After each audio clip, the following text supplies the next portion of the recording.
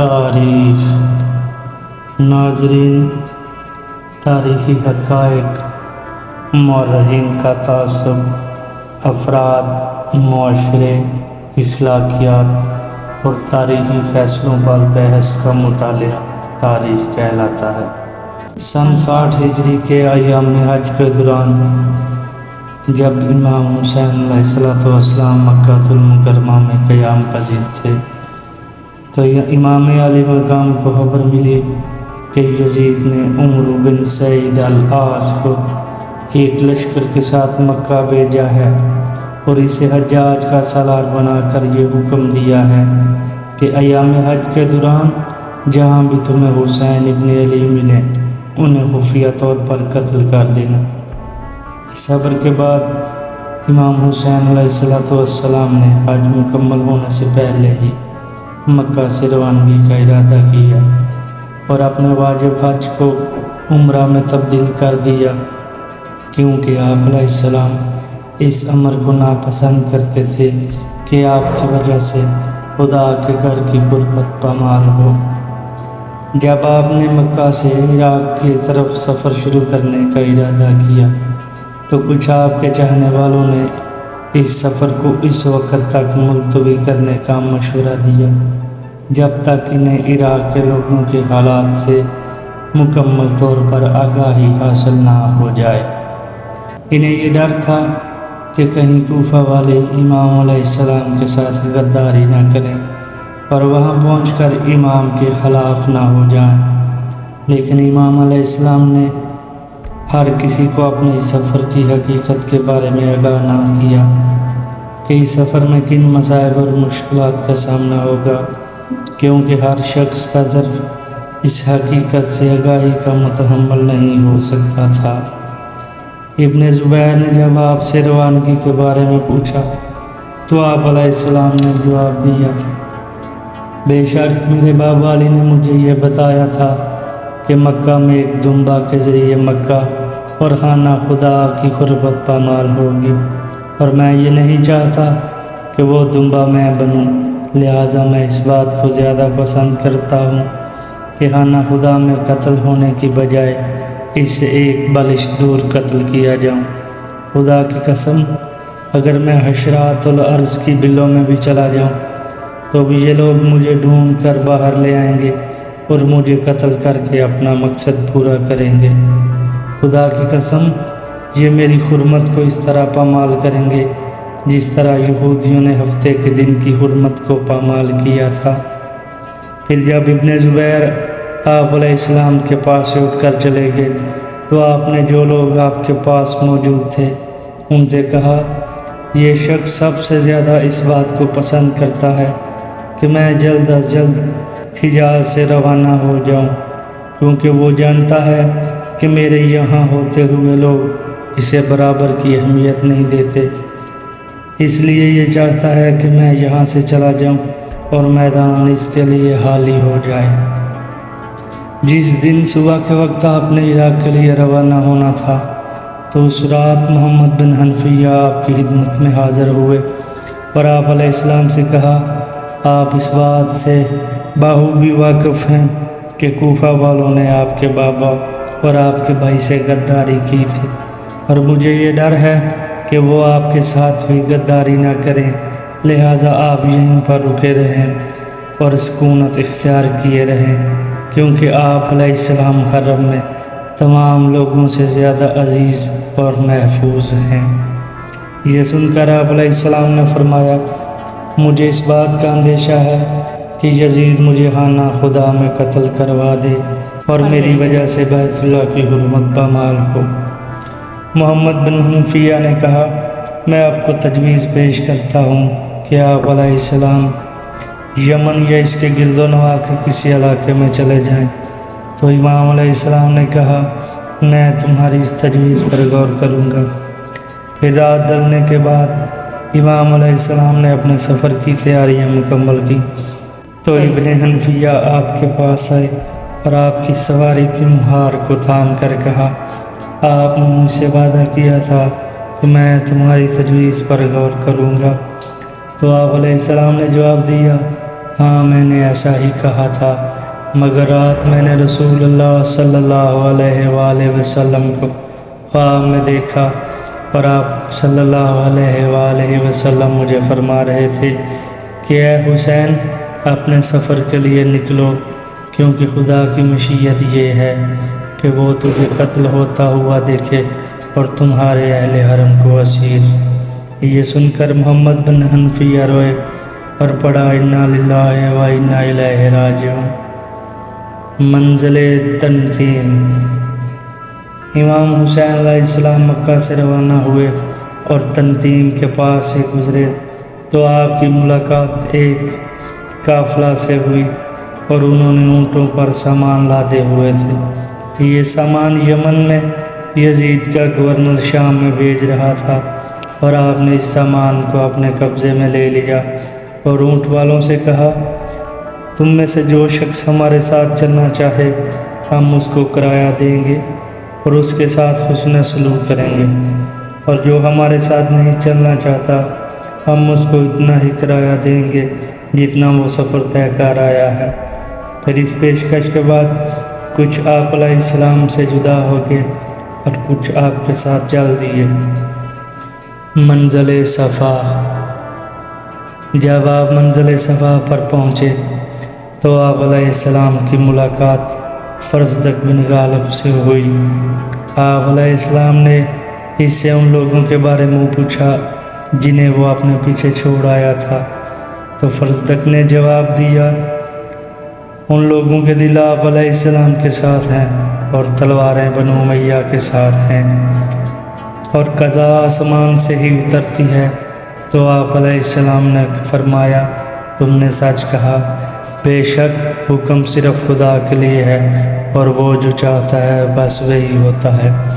پھر فرزدق نے امام سے مناسک حج کے بارے میں پوچھا اور آپ ایک دوسرے سے جدا ہو گئے۔ منزل ذات عرق۔ راوی بشر بن غالب کہتا ہے کہ میں حج کرنے کے بعد تنہا اپنے راستے پر چل پڑا، تو میں نے چلتے ہوئے ایک طرف دیکھا کہ کچھ خیمے نظر آئے، اور میں ان خیموں کی جانب چل پڑا۔ میں نے ان کے نزدیک جا کر پوچھا کہ یہ کس کے خیمے ہیں، تو پتہ چلا کہ یہ فرزند رسول اللہ حسین ابن علی کے خیمے ہیں۔ میں جب ان سے ملنے کے لیے ان کی طرف چلا تو دیکھا آپ علیہ السلام خیمے کے دروازے پر ٹیک لگائے خط پڑھ رہے تھے۔ میں نے آپ کی خدمت میں سلام کیا اور کہا، اے فرزند رسول، میرے ماں باپ آپ قربان، آپ نے اس سنسان اور ویران جگہ پر کیوں قیام کر رکھا ہے جہاں پر کوئی گاؤں بھی نہیں؟ تو آپ علیہ السلام نے جواب دیا کہ یہ کوفہ والوں کے ہاتھ ہیں، جب کہ وہ مجھے قتل کر دیں گے، اور اگر انہوں نے اس گناہ جرم کا ارتکاب کیا تو پھر خدا کے ہر امر کی حرمت کو پامال کریں گے، اور اس جرم کے بدلے میں خدا ان پر ایسے شخص کو مسلط کرے گا جو انہیں قتل کرے گا اور انہیں اس قدر ذلیل و رسوا کرے گا کہ ان کی حیثیت ایک اس کپڑے کی سی ہوگی جو گندگی صاف کرنے کے بعد پھینک دیا جاتا ہے۔ راوی کہتا ہے، میری یہ ملاقات فرزند رسول کے ساتھ منزل ذات عرق کے مقام پر ہوئی۔ منزل ہاجر۔ جب امام حسین علیہ السلام منزل ہاجر کے مقام پر پہنچے تو آپ نے حضرت مسلم بن عقیل کے خط کے جواب میں کوفہ والوں کے نام ایک خط لکھا اور قیس ابن مسخر کے ہاتھ روانہ کیا۔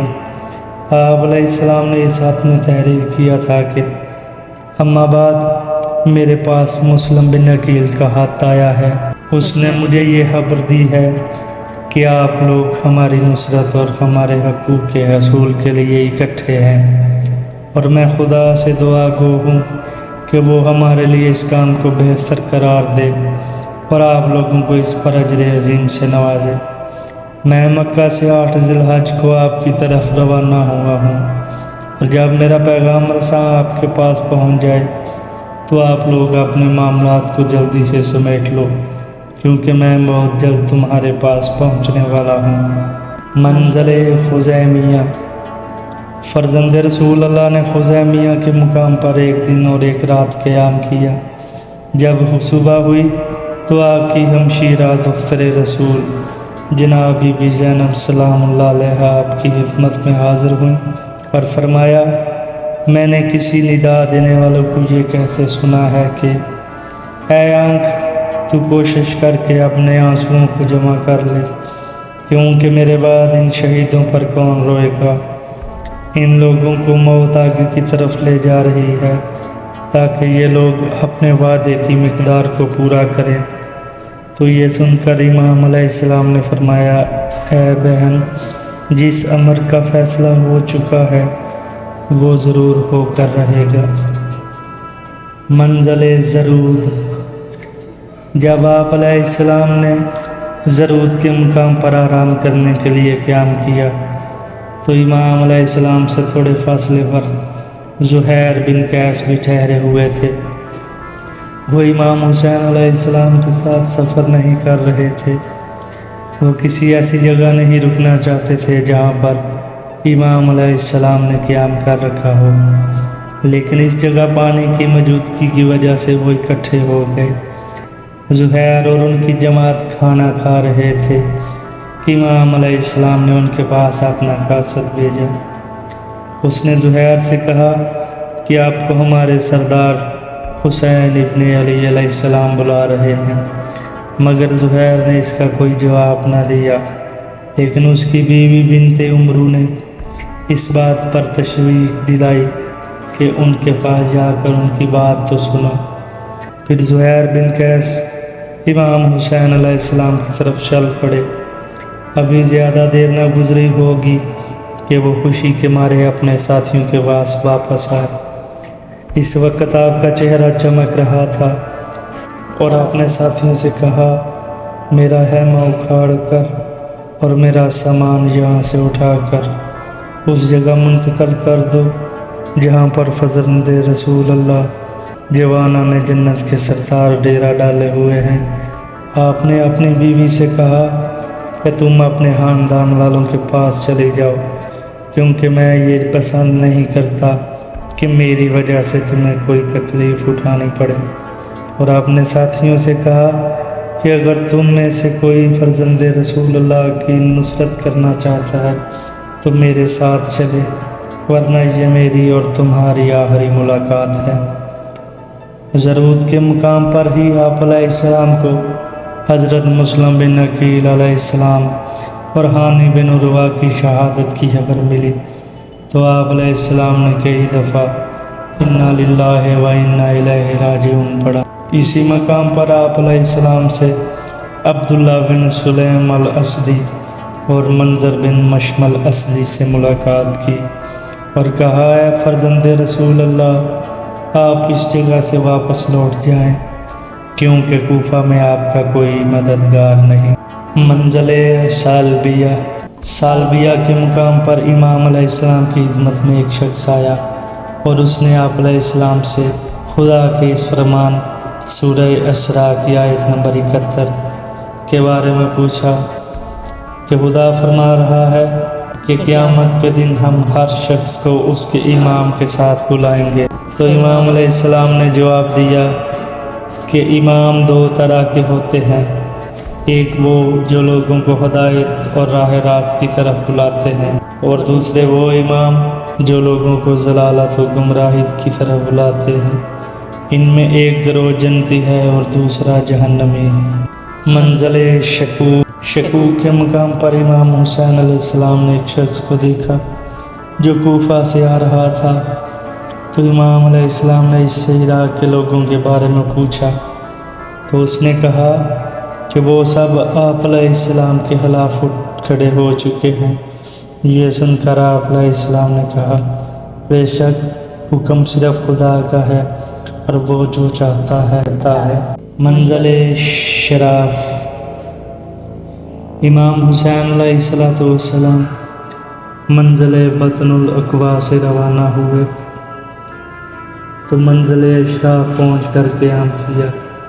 جب سحری کا وقت آیا تو امام علیہ السلام نے اپنے اصحاب سے کہا زیادہ سے زیادہ پانی جمع کر لو۔ اور زوال کے وقت امام کے صحابہ میں سے ایک نے نعرہ تکبیر بلند کیا، تو امام علیہ السلام نے پوچھا کہ تم نے نعرہ تکبیر کیوں بلند کیا؟ تو اس نے کہا میں نے کھجور کے درخت دیکھے ہیں۔ یہ سن کے دوسرے لوگوں نے ماننے سے انکار کر دیا کہ اس مقام پر کھجور کے درخت نہیں ہو سکتے، بلکہ یہ نیزوں کی نوکیں اور گھوڑوں کے کان ہیں۔ تو امام علیہ السلام نے فرمایا میں بھی یہ نیزے اور گھوڑے دیکھ رہا۔ پھر اپنے صحابہ سے کسی پناہ گاہ کے متعلق پوچھا تاکہ سب لوگ اس طرف چلے جائیں، تو آپ کے صحابہ نے کہا آپ علیہ السلام کے بائیں جانب پہاڑ ہے، یہ اسی طرح محفوظ جگہ ہے جیسے آپ علیہ السلام چاہتے ہیں۔ پھر امام حسین علیہ السلام اور آپ کے دیگر ساتھیوں نے اس پہاڑ کی طرف چل کر وہاں پر خیمے نصب کر لی۔ اتنے میں خر الریاحی 1000 گھوڑ سوار کے ساتھ امام علیہ السلام کے ساتھیوں کے سامنے ظاہر ہوا۔ انہیں ابن زیاد نے امام علیہ السلام کی طرف بھیجا تھا تاکہ وہ امام کا راستہ روکے، اور اسے حکم دیا انہیں جہاں بھی ملے وہاں سے زبردستی مدینے بھیج دو یا کوفہ ساتھ لے آؤ۔ جب آپ علیہ السلام نے دیکھا کہ خر اور اس کے سپاہی گرمی کی شدت کی وجہ سے سخت پیاسے ہیں، تو آپ علیہ السلام نے حکم دیا کہ خر اور اس کے سپاہیوں اور ان کے گھوڑوں کو پانی پلاؤ۔ منزل قصر بنی مکاتل۔ امام علیہ السلام عجیب الحجانات سے دیوانہ ہوئے تو قصر بنی مکاتل پہنچے اور یہاں آرام کیا۔ آپ علیہ السلام نے وہاں پر ایک خیمہ نصب دیکھا جس کے باہر نیزہ گاڑا ہوا تھا اور ایک گھوڑا کھڑا تھا۔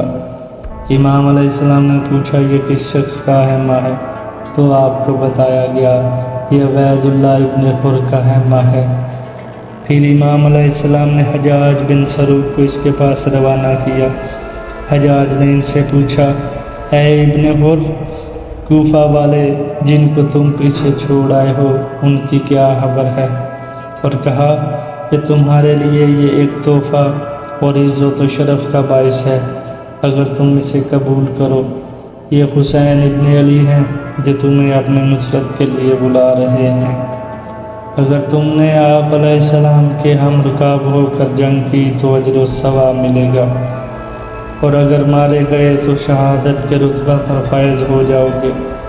تو ابن خر نے جواب دیا خدا کی قسم میں اس لیے کوفہ سے نکل آیا ہوں کیونکہ میں نے بہت زیادہ افراد کو کوفہ میں امام علیہ السلام سے جنگ کے لیے خروج پر آمادہ دیکھا ہے، اور ان لوگوں کے امام علیہ السلام کے شیعوں کو ذلیل و رسوا کرتے دیکھا ہے۔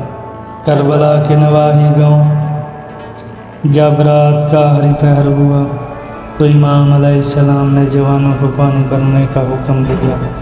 اس کے بعد امام نے قصر بنی مکاتل سے کوچ کرنے کا حکم دیا۔ جب یہ قافلہ چل رہا تھا تو انہوں نے اچانک امام حسین علیہ السلام کو یہ فرماتے ہوئے سنا انا للہ و انا الیہ راجعون۔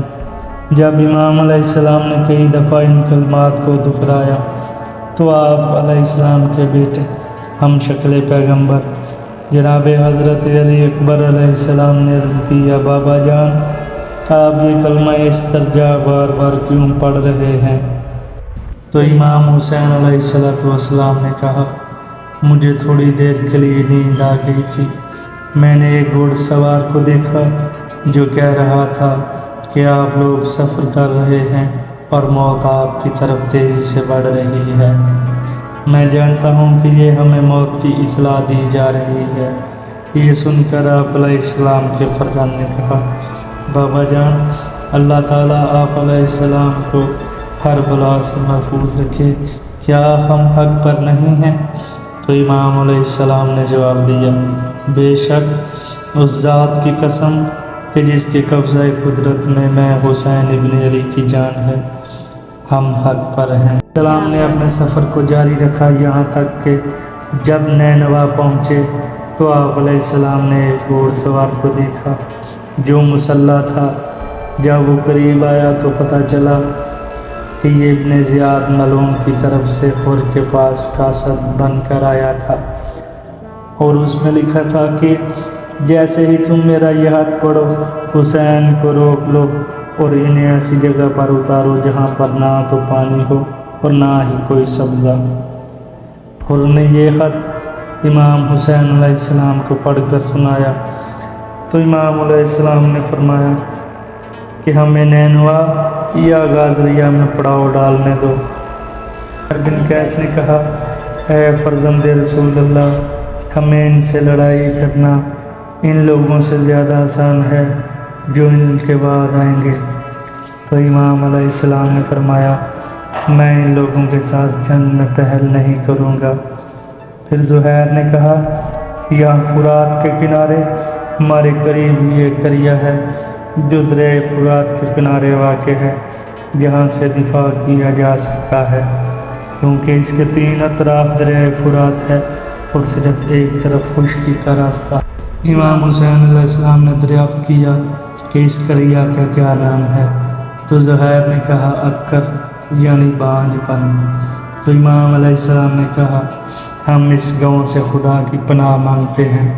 پھر آپ علیہ السلام نے غور سے مخاطب ہو کر فرمایا، ہمارے ساتھ تھوڑا اور چلو۔ وہ سب آپ کے ساتھ چلتے رہے یہاں تک کہ جب سرزمین کربلا پہنچے تو اور اس کا لشکر امام حسین کے قافلے کے آگے آ کر کھڑا ہو گیا اور انہیں مزید آگے بڑھنے سے روک دیا۔ تو امام حسین علیہ السلام نے پوچھا، یہ جگہ کون سی ہے؟ تو پتہ چلا کہ یہ کربلا ہے۔ جب امام حسین نے سنا کہ یہ کربلا ہے تو آپ علیہ السلام کی آنکھوں سے آنسو جاری ہو گیا اور فرمایا، اے خدایا، میں تو اس سے ہر تکلیف اور ہر مصیبت میں پناہ مانگتا ہوں۔ یہاں پر ہی ہمارے خیمے نصب ہوں گے اور ہمارا خون بہایا جائے گا، اور یہاں پر ہی ہماری قبریں بنائی جائیں گی، کیونکہ مجھے میرے نانا رسول خدا صلی اللہ علیہ وآلہ وسلم نے اس چیز کی خبر دی تھی۔